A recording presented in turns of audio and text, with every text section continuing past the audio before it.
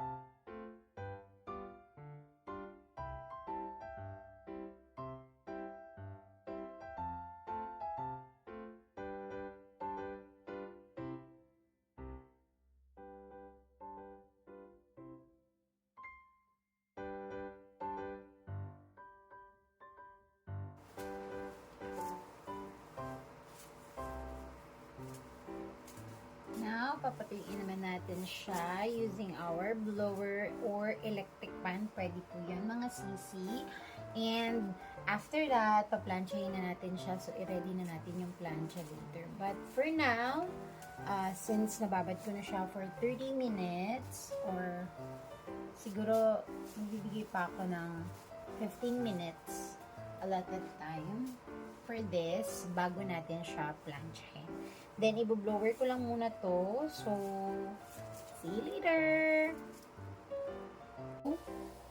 What I'm going to do is pinapatuyo ko lang siya using electric fan, but I have my blower here. It's a big blower. So, ayun. Papatuyuin muna natin siya using our blower.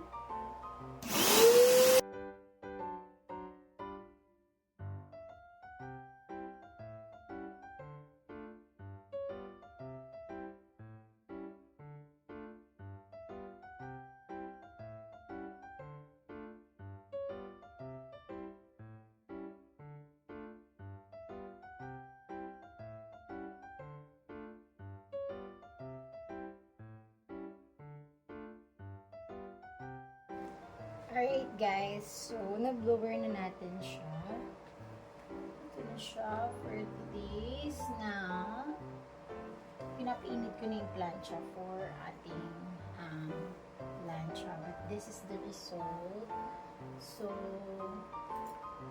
ayan siya. Bin-lower ko na para mabilis.